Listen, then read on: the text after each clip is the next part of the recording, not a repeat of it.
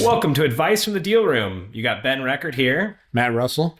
And today we're talking about construction loans, what they are, how they are different, and all of the things that we think you should know to be better prepared for your next construction loan. Matt, do you want to tell us a little bit more? We're gonna talk about contractors, what's involved from contractors, what's involved in the planning process is the biggest thing we'll speak about today is the planning and what things can go wrong in a project. Make sure you understand those things and are well equipped to handle that. Just some of the high level stuff to make you better equipped for your next construction project. So Matt, does AI handle construction loans? Yeah, we handle ground up construction for all different commercial assets and for spec houses for, spec houses. Yeah. And then we handle tenant improvements and then also the fix and flips of houses as well too. So what makes construction loans such a different category than other traditional There's loans? so many moving parts inside of a construction loan. You have, obviously, there's no income coming in day one. You're building. You got costs building up from day one. You got costs. You have to make sure you have a budget, a contractor. There's always a lien factor as well to make sure there's no liens on by the contractors. There's so many other factors that go into play. The timeline for construction, making sure that there's contingency. There's so many factors that go into construction. Make sure you have plans, make sure you have the right permits, make sure the subcontractors are, can do actually going to do their jobs right. And show up, and making sure there's no cost overruns. Our project costs going up during the middle of we saw back in 2020 when lumber was going sky high in the projects. So, you have all these many different factors on a moving part, and weather can impact it depending on the time of year when you want to start. So there's a lot of different factors involved in commercial lending. And the rates are just a completely different structure a lot of times. Typically, they are usually a variable rate during construction. So usually just based off of prime plus a margin, whatever. And so that's during construction, and it's interest only.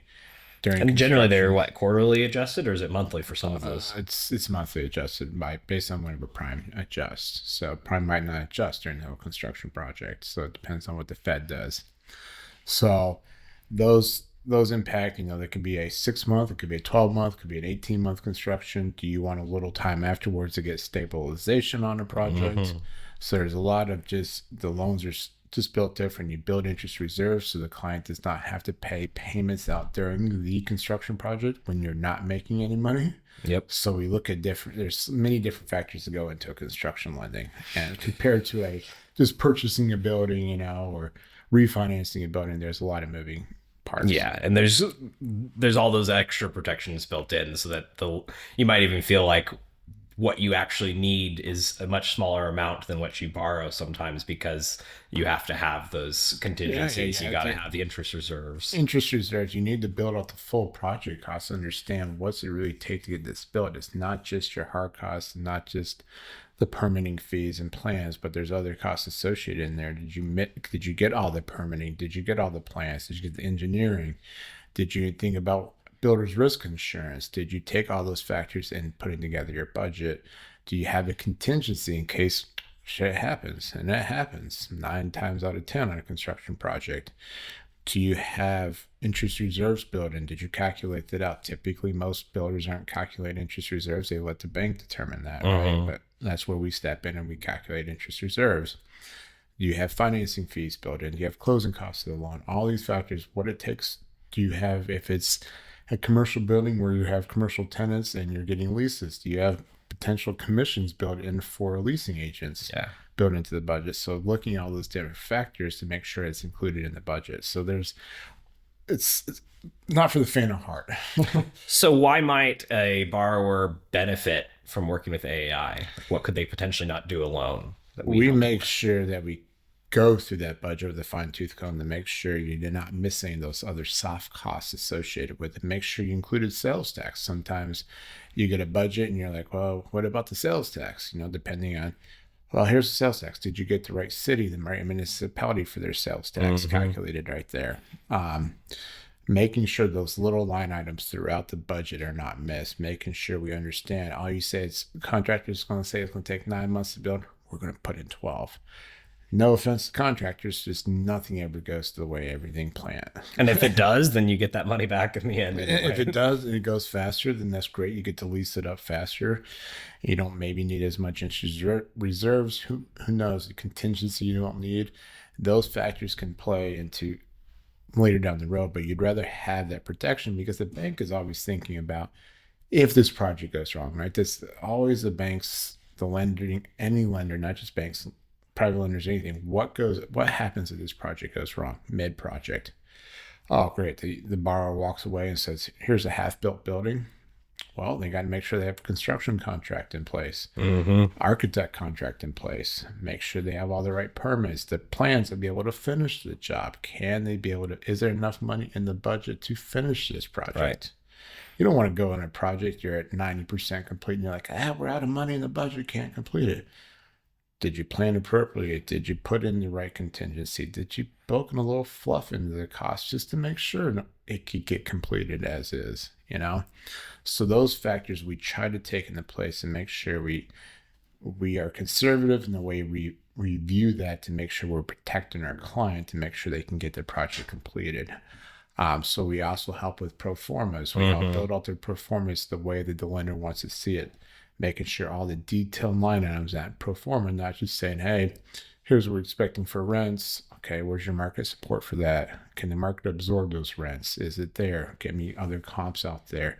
The expenses. Okay, how did you come up with it? You just said 27.5% is expense ratio. Okay, I need the line item detail. Let's back into those. How much is property tax? How much insurance? So we do a lot of deep diving into that work in there to make sure we build that out to provide a nice pro forma back, because it's not just used by the lender for their underwriting, it's going to be used by the appraiser. Right. We want to make sure everything that we're gathering for all the parties involved helps them complete their job as well too. So we help package that together for the lenders and work with the borrowers to make sure we're getting, if you got a third-party contractor, making sure we have all their due diligence information that might be needed by the lender to make sure they're a approved builder. Are they a fly-by-night builder, or are they somebody that's reputable and they have the financial wherewithal to be able to build this and not flake on you? I mean, making sure all those little details. Does your exit plan actually line up with it? And it can this, crazy. What it's going to cost you to build is it actually going to cash flow at that? Are we looking at all those many different factors? We help try to tie that. I mean, it's why we do a lot of construction, because it's not an easy process. They don't close in like a 60 to 75 day close. They're typically longer because you have to get those plans, the detailed budget, construction contract, get all these things lined up to be able to present in the fashion, the way that the lender wants to see it.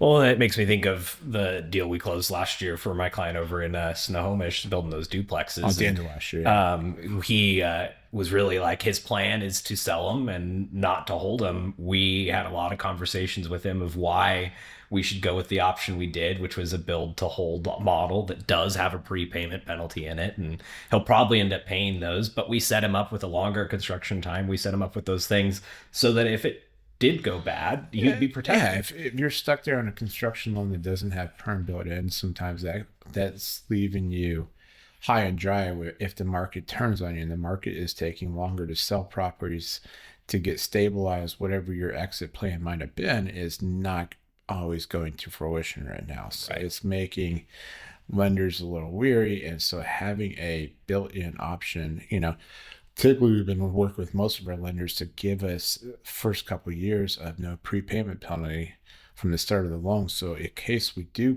hit all the objectives we want and we're able to refinance out to something better or sell or whatever the objective may be, we do not charge a prepayment penalty.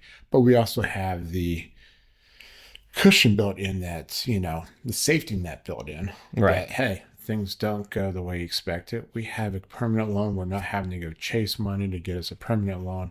They've already built a construction and perm loan in. And for how much he's saving on his interest rate with what we were able to get for the loan for him, the prepayment penalty at the end of the day is going to be no big deal. And it's when you work through those little details. I don't want this. When you start adding the numbers up and start expressing it back this way versus this way, that's where the analysis from us going, you thought you wanted just this, but here's this. It actually a little bit cheaper, and it gives you protection. If we Exactly. can save you money and protect you at the same time, that's the ultimate goal.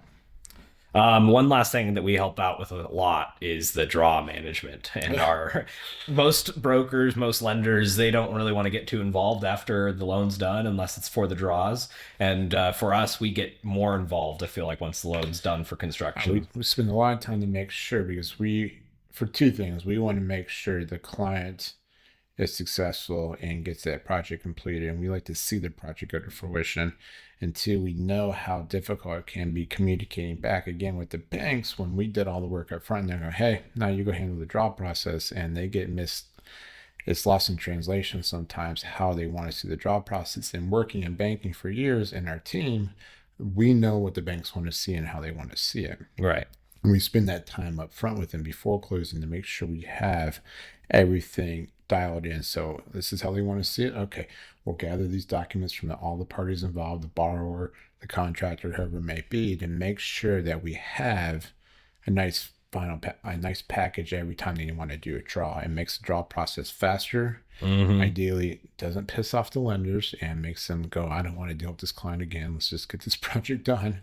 So we try to make that smoother and easier for them. And it's back to our white glove service. We're here from A to Z post closing. We want to see this project be successful in however we can for that client. Yeah, we've seen too many times where one draw request slows the whole project down because it wasn't submitted right, and then things get confusing and messier, and then now you're spending money on interest that you didn't need to. And every lender's got a different draw process, and understanding their draw process up front lets us make that process smoother and faster with them. There's some nuance. Each one's got a little nuance. You're like, this is how you want to see it.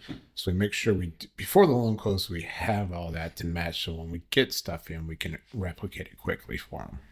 So a little bit more into construction. What is the difference in how loans are valued for those? Is it loan to cost, loan to value, and what's the difference and how does that actually work? Well, we're looking at loan to cost and loan to value. So usually there is a loan to value and a loan to cost restriction from the lender. So it can't exceed, let's just say 80% loan to cost, but it's got to be 75% loan to value.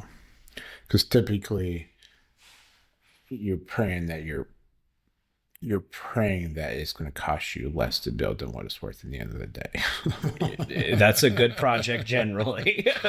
Not saying it happens every time. Ever build something that is where it costs you more to build than what it was actually appraised at and worth in the end of the day. So I think, making sure we look at the loan to cost and making sure we include all the costs.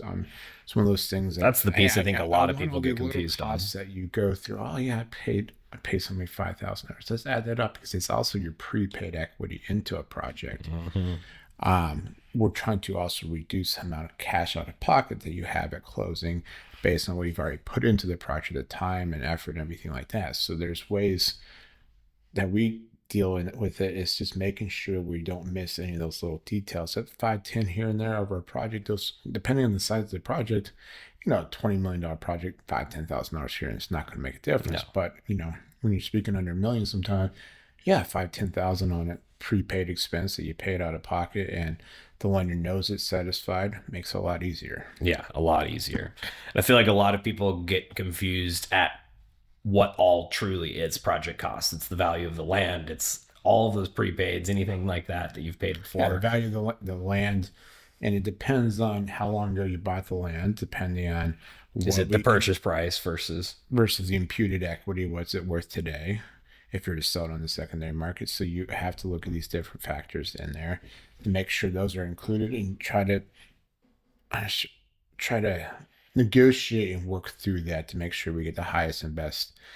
But also, when we're in today's world, that loan to value is not really coming into play anymore on those restrictions because you're building some, you're like, oh, we can go up to 75% loan to value. We can go up to 80% loan to cost. You're like, okay, cool. But then you go, actually, it was at 60% loan to value. So that's not the restriction. And we're also having there's a third restriction is debt service requirement. Especially when you're doing loan to cost, loan to value, and then what will it cash flow when this thing is up and stabilized? Yeah. Where does that loan sizing the loan is those three different, as we've gone over the years, it used to be debt service you didn't care, you go 80% loan to cost. max leverage. You could build it. You don't have to worry about the takeout qualifying from the debt service. So that, but today, debt service is probably number one, and then you get to loan the costs. Right. As the next restriction, then loan to value is not really restricting much today. But today's environment is DSCR, loan to cost, loan to value. Especially, obviously, that's for anything that's going to be rented afterwards. Spec builds where you're just selling those. I feel like they're tighter and tighter on what they think that sales price is going to be. And that's more of a loan to cost than a spec build. Or if you're doing an owner occupied building, typically a DSDR is not going to be the bigger restriction because depending on the cash flow of your company, be able to support that building. That hasn't been the bigger restriction. That's more of a loan to cost restriction. But majority of the projects out there are investor projects, and they're building it to obviously rent out to a third party if it's multifamily or commercial space. So DSCR is that requirement. And it's mainly because we've had costs rise so much and interest rates go up.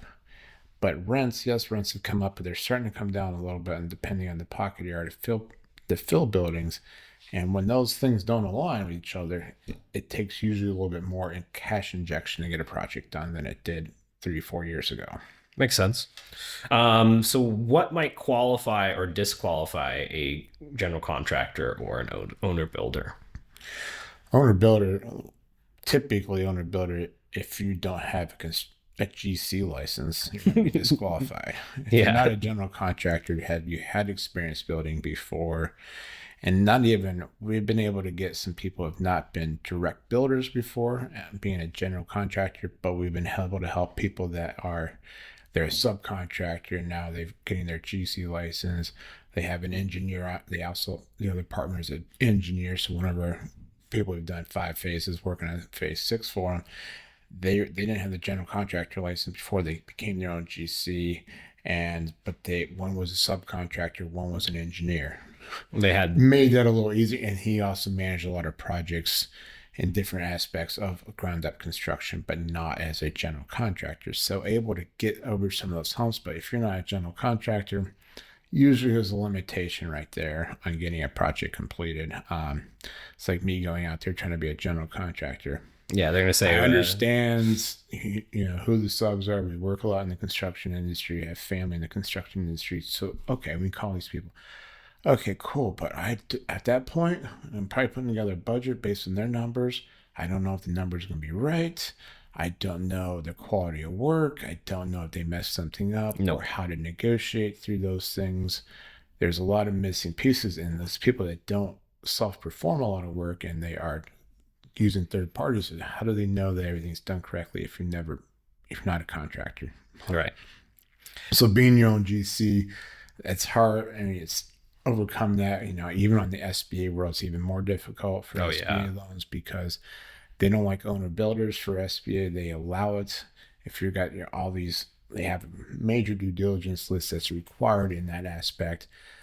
But in there, they also want bids from other GCs and make sure your bid is accurate enough to get the job completed. First, get the job completed. You're not overinflating it because as an owner builder with SBA, you're not allowed to take a profit margin or overhead. So that's taken out of the equation. So making sure you're aligned with what other third parties would cost to build that. So they understand that. And then if it comes to having a general contractor that's licensed, typically those don't fail. I mean, unless they're just a new contractor that's failing for similar reasons. Fly-by-night contractors, things like that, have a lot of issues with Illinois. Contractors that maybe have only done single-family houses and now they're trying to do a big multifamily project or something. Like they have experience, but it's in a different line of assets or something like that. So do we work with a lot of owner builders, or do we work primarily with third-party contractors on deals? 9 out of 10 construction projects are owner builder.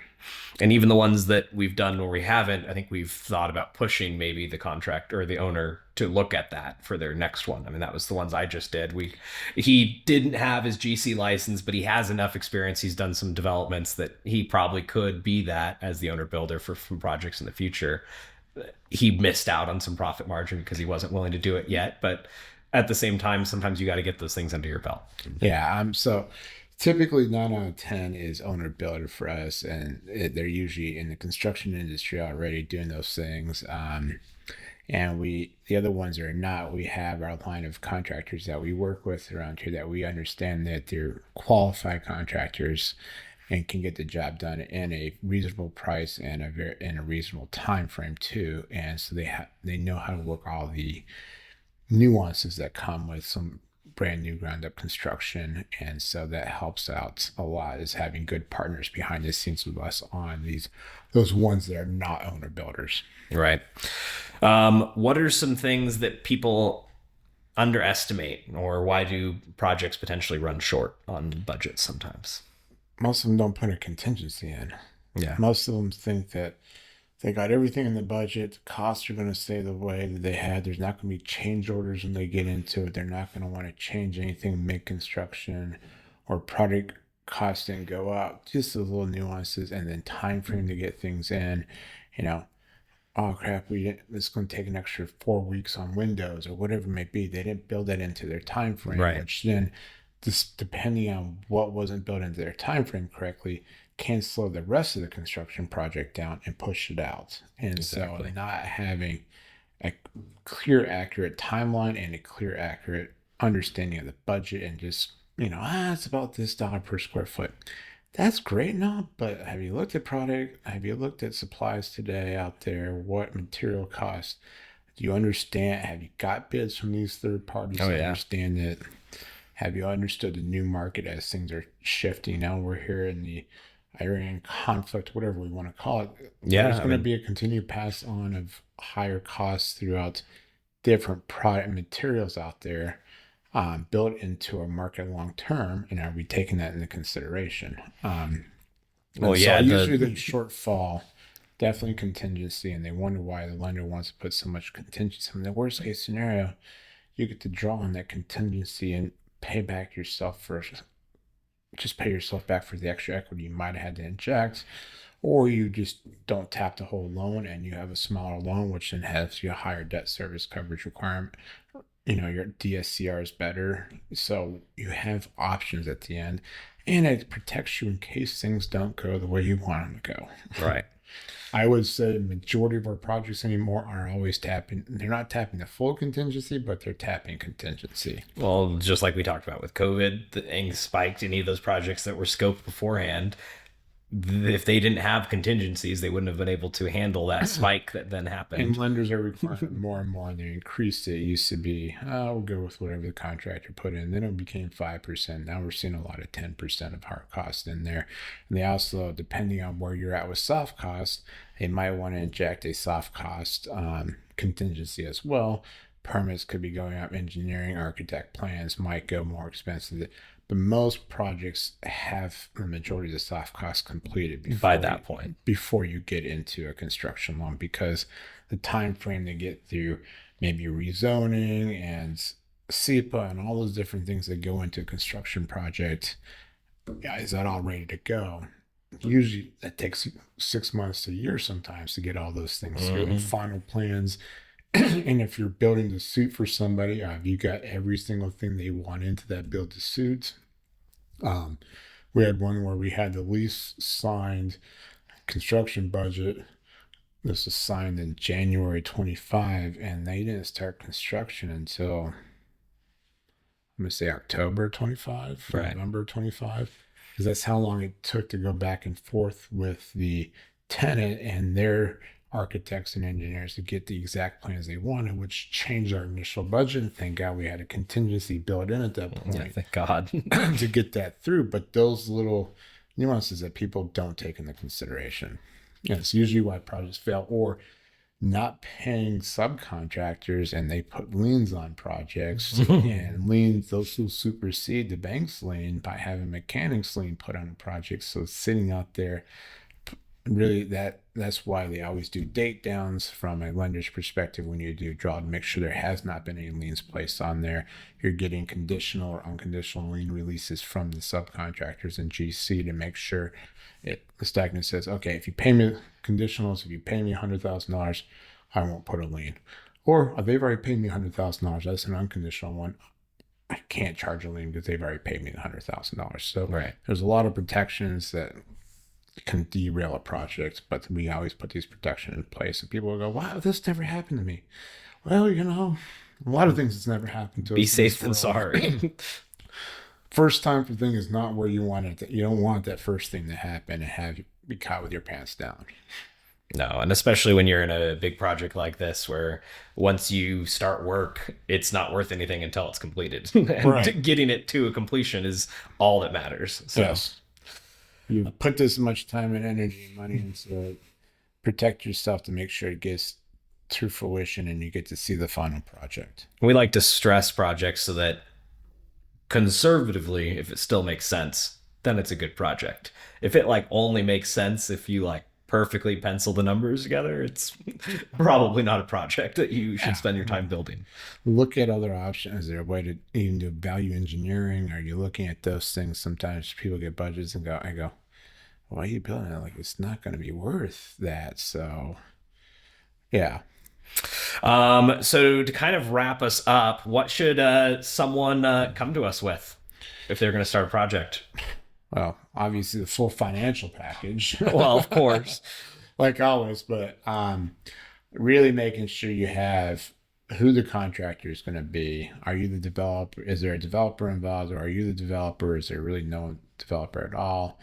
But understand who your contractor is, who your architect is, engineer, and if you can have plans, because it's going to take a while to get through architect and engineering plans. Mm-hmm. Have you gone through all those? Do you need any civil engineering done? What all do you need to get this project to completion? It's understanding A to Z of what needs to happen on this project. And a And pretty good first phase of the budget. It doesn't have to be the yes, final, but but we need to have line item. I can't say the budget's going to be $1 million, and you go, okay, well, how is that allocated? and Is then if that you break it into four buckets and you tell me it's split between these four things, well, that's not good enough I either. need to know a little bit more detail to understand Yeah. because that's going to be used for the lender and their review of the budget, see it's acceptable, and also to make sure the appraiser understands what this cost is because Right. they're going through and understanding. Okay, let me look at the market where the prices are, the cost to build. They're using index out there, Marshall Swift index, I believe. They're double checking that versus your cost of build, and they're coming up with their own cost approach on that. And the lenders are looking at to make sure that's in kind of in line with the budget you provided. So, we need these steps done before you can go to appraisal too. So, Right. but earlier the better. We don't need to say, hey, I need a loan in 60 days to build this. You're like, oh, you should have came to me a little earlier in the process. So even if you don't have the full thing, and we'd rather have you come earlier than later in the project. So Yeah, we at have a, least we can make sure that we're aligned with you. I'd rather have you come to me 6 months. We don't need to start building for 6 months. Okay, we'd like to start in 6 months because just say it's November, you don't want to break ground until April or whatever it may be.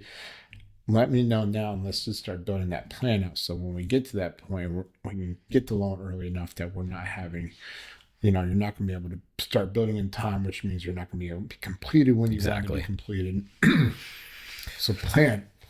Plan. And Really just a I think plan our before. biggest offer is that we are totally willing to be a part of that plan phase with Yes. you. Not like we don't get paid till the loan closes, but we have plenty of clients that they've come to us with the idea as it's only the idea. And then over years, we've developed it with them. We get them to a point where it's actually time to execute on this idea and this plan. So we're always happy to be a part of all of that. Yeah, we help.